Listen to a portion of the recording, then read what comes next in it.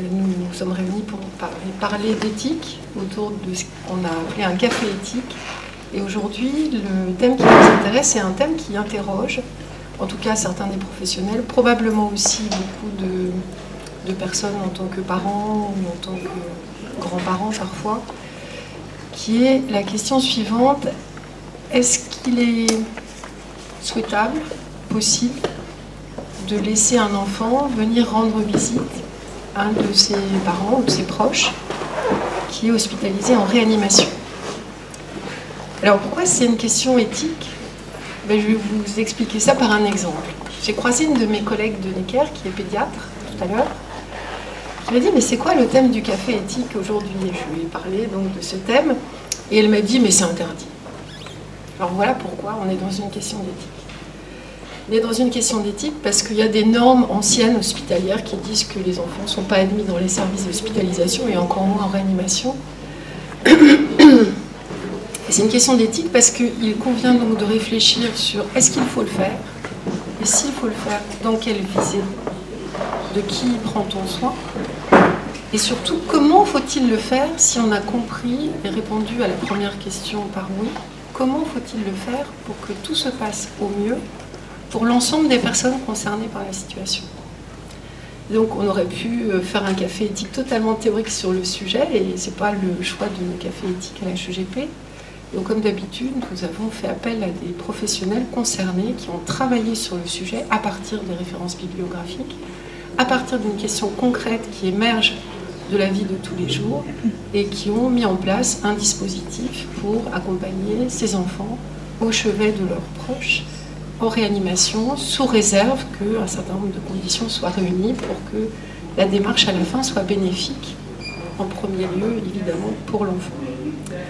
Donc Madame Humbert, psychologue, qui travaille en réanimation médicale, et Madame Davagnard, cadre de santé, vont vous présenter le dispositif qu'elles ont mis en place, le fondement de leur démarche, éventuellement quelques retours, et puis surtout, elles sont là pour répondre à vos questions, car vous avez sans doute des questions sur le sujet.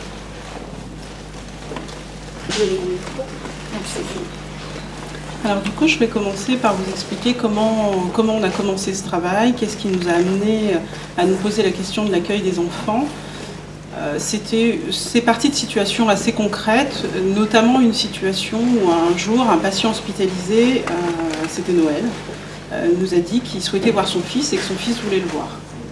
Donc il a posé la question à un professionnel qui était là jour-là, qui lui a dit: non, non, c'est pas possible, les enfants c'est interdit à l'hôpital et encore moins en réanimation.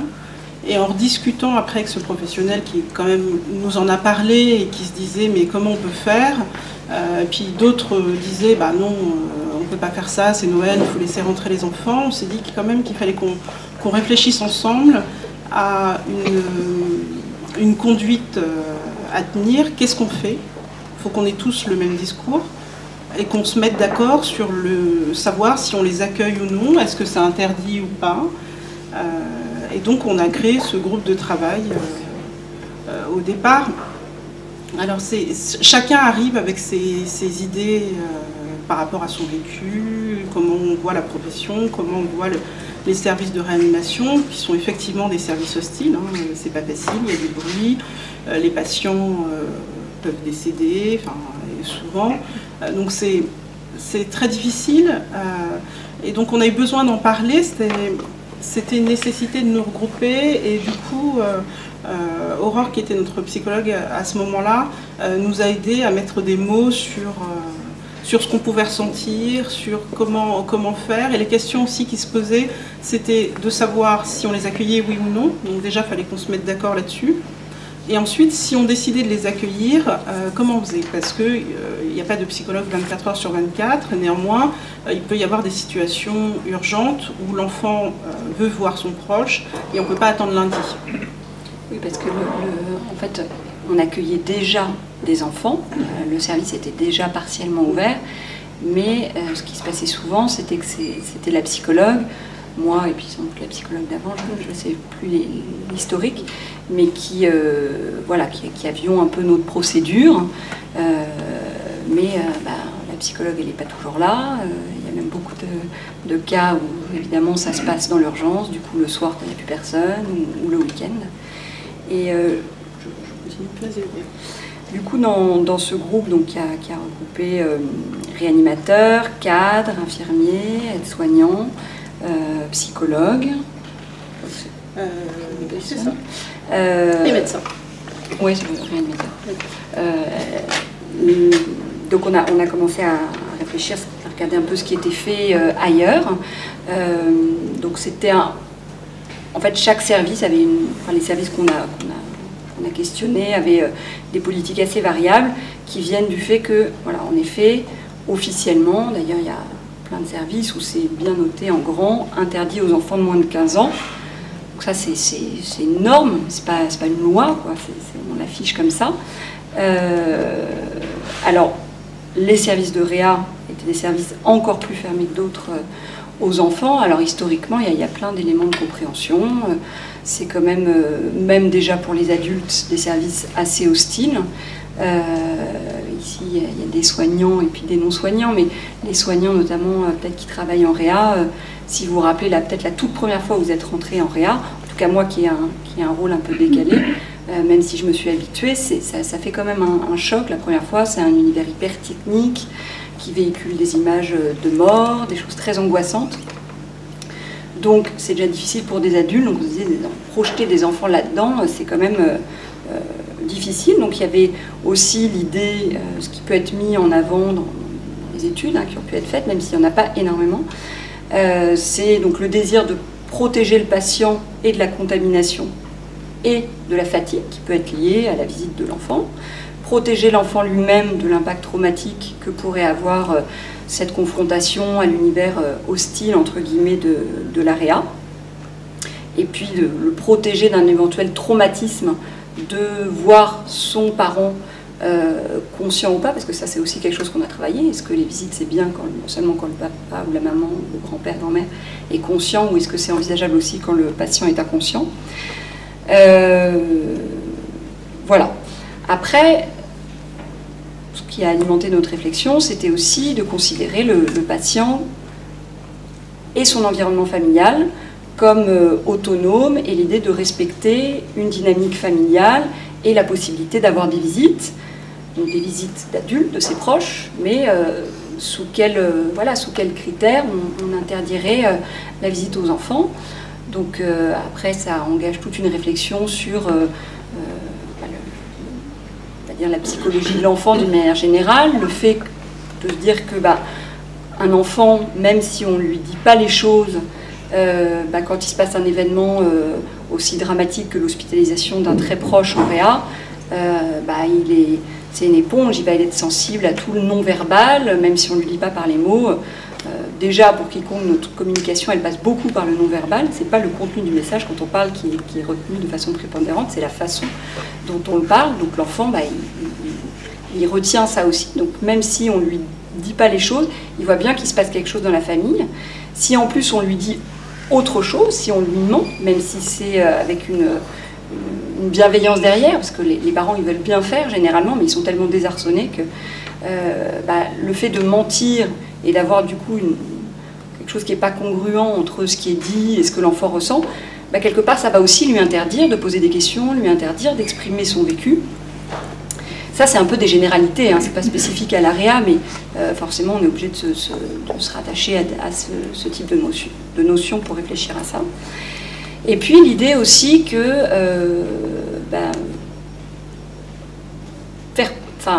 intégrer l'enfant à ce processus, en tout cas l'informer, ça ne veut pas dire forcément tout lui dire, mais lui dire des choses avec des mots gentils, entre guillemets, et que il y a aussi un aspect préventif, c'est-à-dire qu'on ne sait pas quelle sera l'issue de cette hospitalisation en réa.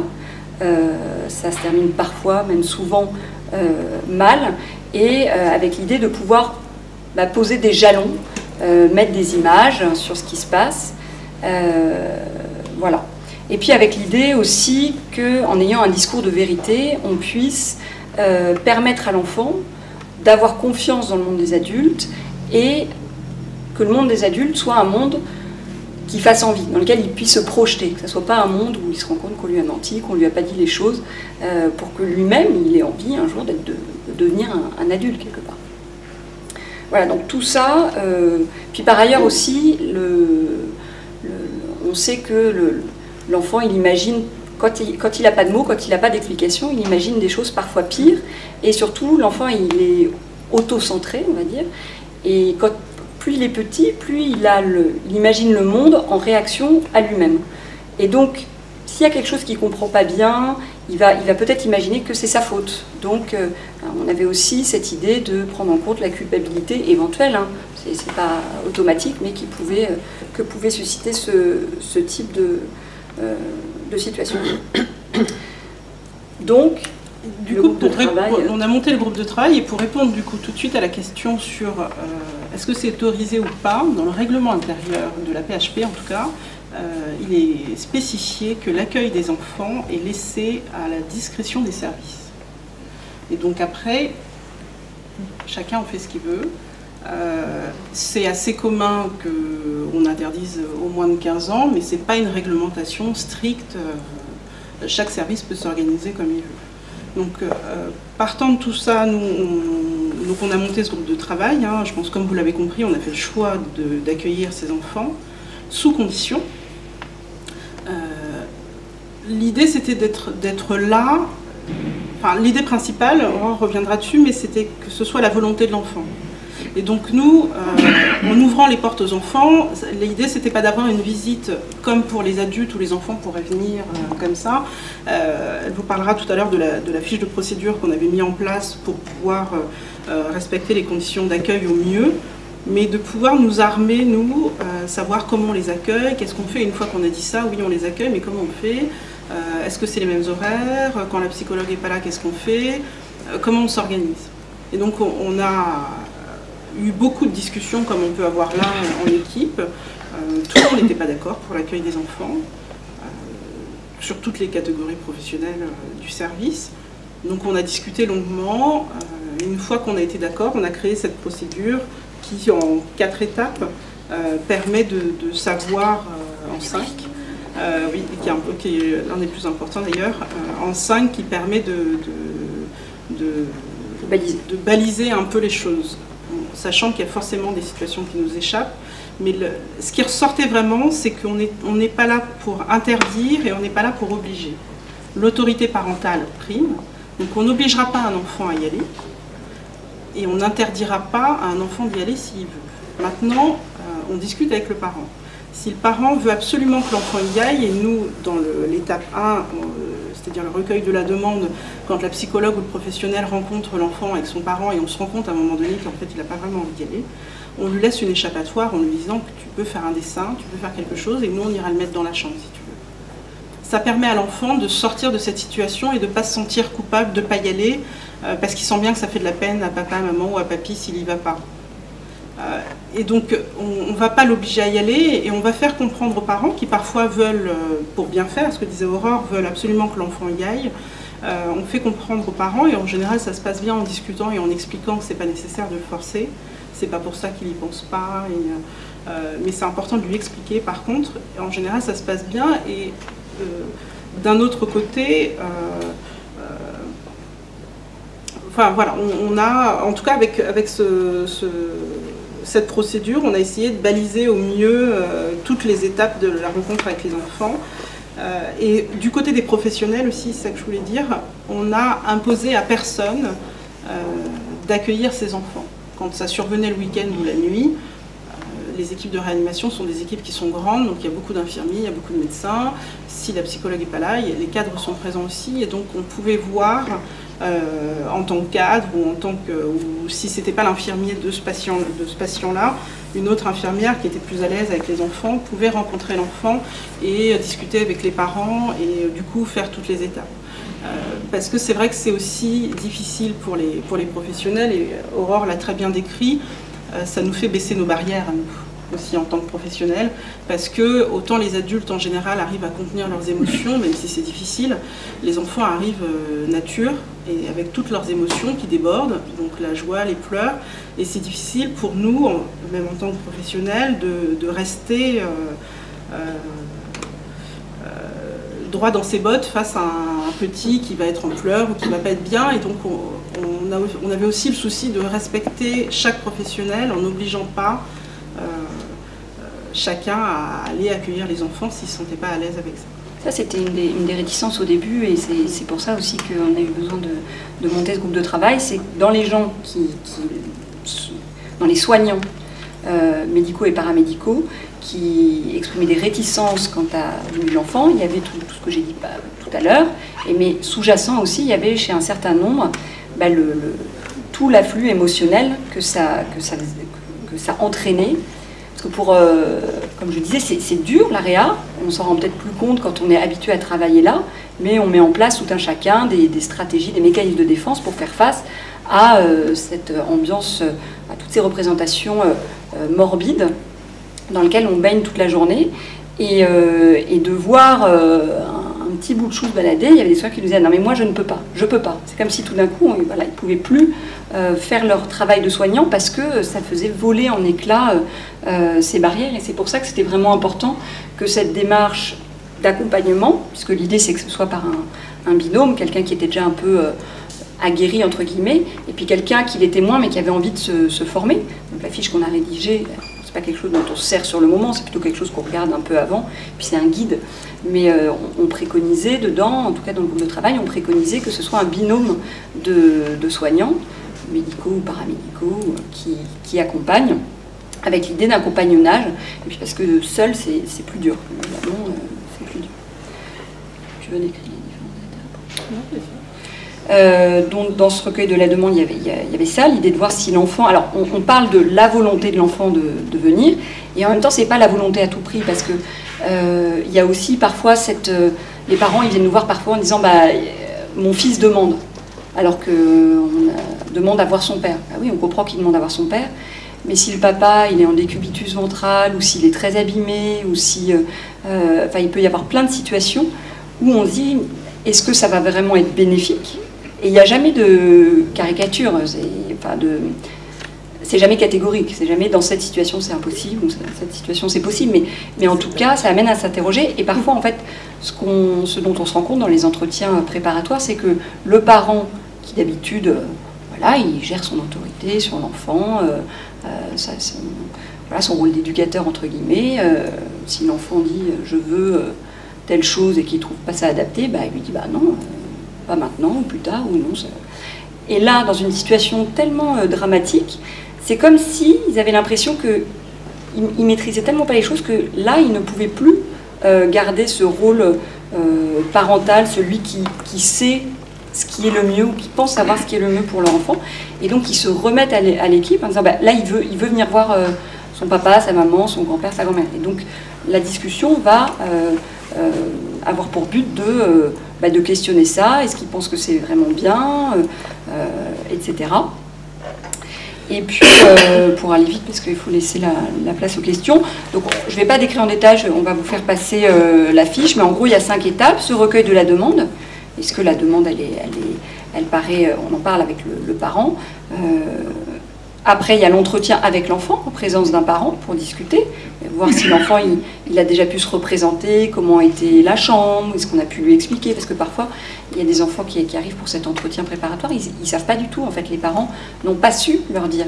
Et donc ça, on ne peut pas imaginer de laisser entrer l'enfant sans lui avoir expliqué toute la technicité, les alarmes, etc. Donc dans la fiche, il y a des petites phrases pour aider vraiment les soignants à questionner l'enfant là-dessus. La troisième, si à la fin de cette phase-là, on se dit ensemble que ça paraît une bonne idée et que c'est le moment pour aller voir le parent, la troisième étape, c'est de préparer la chambre. Donc on laisse l'enfant avec son parent, on va s'assurer, baliser le chemin, qu'il y ait des chariots devant les autres chambres des patients, bien préparer le patient, notamment s'il est inconscient, laisser une main à vue, bien le recouvrir, minimiser au maximum ce qui peut être angoissant. Le quatrième temps, c'est la visite, où on vient avec l'enfant et son parent, et puis si on stimule un peu ces questions, parce que parfois l'enfant il arrive, et puis là il y a un grand silence, tout le monde est là, il n'ose pas s'approcher du lit, alors on est attentif aussi, parfois les parents ils poussent l'enfant, vas-y, il va lui faire un bisou, alors que l'enfant il est là, il a du mal à reconnaître son proche qui est changé. Alors ça, encore une fois, c'est surtout quand le patient est inconscient. Et puis si ça se passe bien, on leur dit qu'on les laisse quelque temps. Et de toute façon, on revient, sauf cas exceptionnel, on revient dans les 15-20 minutes. Et généralement, le parent il est soulagé que de toute façon, on vienne le voir. Et on prévient toujours l'enfant en amont qu'il peut sortir de la chambre à tout moment, qu'il n'a pas besoin de demander à qui que ce soit. C'est un peu exceptionnel. Ici, il a le droit de ne pas demander l'autorisation. Et dans ces cas-là, il sort. Et parfois, il y a des enfants qui sortent. On voit qu'en fait, ils ne sont pas à l'aise, mais ils n'osent pas le dire. Et voilà. Et puis le 5e temps, enfin, c'est le débriefing, qui est une étape très importante. C'est-à-dire qu'on va revoir l'enfant et le parent, et on va lui demander s'il y a des choses qui lui ont paru bizarres, s'il y a des choses qui étaient pas pareilles que d'habitude, s'il va raconter ça à son petit frère, sa petite sœur ou un copain à l'école, qu'est-ce qu'il va raconter, pour voir avec quoi il repart et pour être sûr de ne pas laisser voilà, une représentation, quelque chose d'inquiétant pour lui qui n'aurait pas été parlé. Voilà, je te laisse peut-être introduire le livret. Du coup, donc on a établi cette fiche de procédure. On s'est dit, pour aider l'enfant à comprendre l'environnement du service, et aussi les enfants qui ne souhaitent pas venir, quand même, ils veulent quand même savoir où est le proche, comment ça se passe. On a créé ce livret pour les enfants qu'on a appelé l'ado est hospitalisé en réanimation. On a choisi un nom assez générique derrière lequel l'enfant mettra qui voudra, parce que dans la procédure, on ne décide pas du lien de parenté qu'il peut avoir entre l'enfant et le proche qui va venir voir. Il peut être très proche de sa grand-mère, ou du nounou, enfin peu importe. L'important c'est que l'enfant ait envie d'aller voir cette personne-là. Et donc le groupe de travail a continué, et donc on a eu un dessinateur qui est venu pour nous aider à caricaturer le service. Donc ça ressemble réellement au service, les lits, les respirateurs, enfin ça ressemble complètement au service, pour expliquer à l'enfant comment ça se passe. On a fait le choix dans l'histoire, c'est 2 enfants, une fille et un garçon, on a fait exprès de les différencier, une petite et un plus grand. Cette fois-là, c'était fait exprès, pour que chaque enfant puisse à peu près s'y retrouver. Et dans l'histoire, sur ces enfants-là, on les voit à un moment écouter à la porte pour savoir, ils essayent de savoir ce qui se passe. Et aussi, on les voit aller à l'hôpital, et finalement, le petit garçon décide de ne pas y aller. Et c'était important, alors que c'est l'aîné. Et c'était important qu'on montre à l'enfant qu'il a le droit de ne pas y aller, et que c'est pas grave, et que même s'il est arrivé jusqu'à l'hôpital, il est quand même pas obligé d'y aller. Et donc on lui propose de faire un dessin, et sa petite sœur va l'accrocher dans la chambre, et à la fin la petite sœur explique à son frère qu'elle a bien accroché le dessin, qu'elle l'a vu, enfin voilà, que lui raconte sa visite.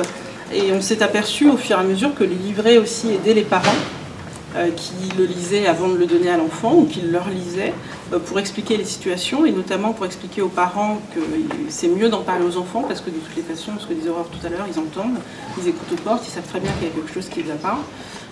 Et avec ce livret pour l'enfant, on a créé le fascicule pour les parents, un petit triptyque qui permet d'aider les parents. C'est une espèce de guide pratique qui leur dit, voilà, les parents souvent veulent bien faire, ce que disait Aurore, ils veulent en parler, mais en pratique, comment je fais? Comment j'en parle? Quand? Qu'est-ce que je dis? Et donc ça reprend un peu tout ça, quand, comment, pourquoi, ce qu'ils doivent surveiller chez l'enfant. Si c'est un enfant calme qui d'un seul coup devient agité, un enfant très agité qui d'un seul coup devient calme, que c'est important d'en parler à l'école, à la maîtresse, pour qu'elle soit attentive aux éventuels changements de comportement de l'enfant à l'école. Et dans le fascicule pour les parents, on a choisi de parler de la mort, ce qu'on ne fait pas dans le livret pour les enfants, parce que c'est pas parce que l'enfant vient, c'est pas parce qu'il y a un proche hospitalisé en réanimation qu'il va forcément y avoir décès. Simplement, c'est important qu'on en parle parce que ça peut aussi, c'est quand même fréquent. Et donc on en parle dans le livret uniquement des parents parce qu'on trouvait, et là ça a fait l'objet aussi d'une discussion parce qu'on s'est réellement posé la question, et on trouvait que c'était pas forcément nécessaire d'angoisser l'enfant avant que la situation, que si l'enfant venait en visite et que son proche était dans cette situation-là et qu'il y avait un décès imminent et qu'on le savait, on lui en parlerait. mais que s'il n'y avait pas de décès imminent, que c'était pas la peine de le lancer sur quelque chose qui allait peut-être pas arriver, c'était peut-être pas la peine de générer du stress supplémentaire compte tenu de la situation. Et puis pour avoir l'expérience des livrets d'oncologie, parce que ça c'est quelque chose qui existe beaucoup en oncologie, il y en a plein et ça nous a aussi inspiré.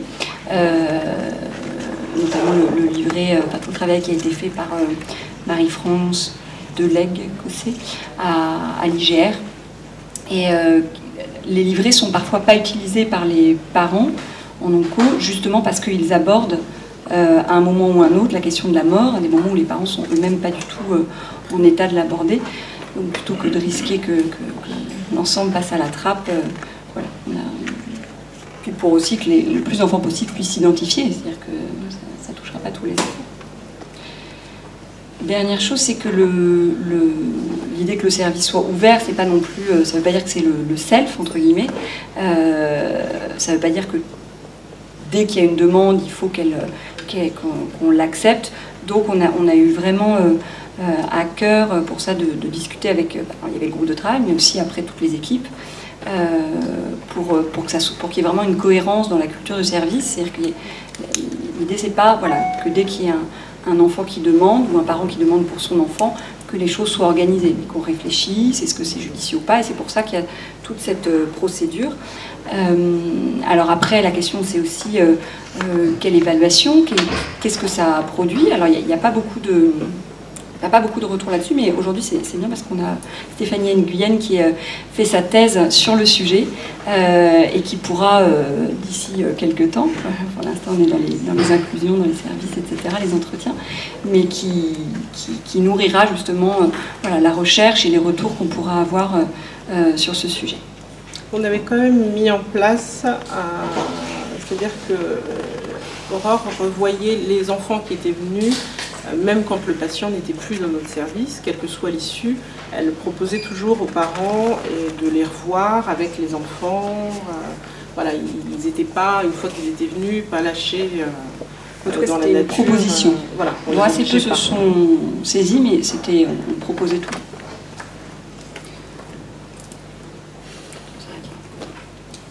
Merci. Ça va être difficile de trouver des questions après cette présentation, d'une limpidité et d'une précision quasi parfaite. Quasi parce que je suis pas parfaite. Oui. Moi j'ai une question. S'agissant des enfants plus jeunes d'âge préverbal, du coup il y a une réflexion, j'imagine aussi, qui a été faite. On avait eu, donc l'idée du départ, c'était de se dire que l'enfant soit en capacité d'exprimer sa volonté de venir. On a laissé rentrer des enfants plus petits. Il y a des infirmières du service qui sont là, qui s'en souviendront peut-être. On a eu un petit garçon d'1 an qu'on a laissé rentrer parce que son papa est hospitalisé chez nous pendant 4 mois. Et 4 mois sur la vie d'un enfant d'1 an, c'est très très long. Et donc du coup, pour permettre la cohésion familiale et de maintenir le lien, on avait dit que ce petit garçon pouvait venir avec sa mère, donc il venait 1 heure tous les dimanches. Il ne regarde absolument pas la même chose que nous à cet âge-là. Et puis il ne restait pas très longtemps, parce qu'à 1 an, enfermé dans une chambre, ça devient très vite compliqué. Mais ça permettait à cet enfant de voir son papa en vrai, de pouvoir le toucher, et à ce papa de voir grandir son fils. Et donc on s'adaptait en fonction des situations. L'idée générale, c'était vraiment qu'il y ait un intérêt pour le maintien de la cohésion familiale. Donc on s'adaptait. C'est vrai faut que ce soit. Enfin, on avait décidé que ce soit. On avait dit qu'il fallait que l'enfant puisse exprimer une volonté, mais c'était plus dans l'idée, et c'était tout l'enjeu de cette première étape, que l'enfant ne porte pas trop, en tout cas qu'il y ait une réflexion sur le fait que l'enfant pourrait porter la volonté de quelqu'un d'autre. Le fait que la maman, le papa veuillent absolument que l'enfant vienne voir sa maman, son papa, son grand-père, sa grand-mère, parfois aussi avec des fantasmes. Il y avait notamment une grand-mère qui voulait absolument que son petit-fils vienne parler à l'oreille de son grand-père qui était inconscient, avec l'idée que ça l'aiderait à mieux se réveiller. Donc on voit quel poids aussi, quelle charge peut peser. Ce café éthique a été l'occasion d'une vraie réflexion éthique. C'est-à-dire, fallait-il le faire ou faut-il le faire, faudra-t-il le faire? Au nom de quoi? Dans quelle visée?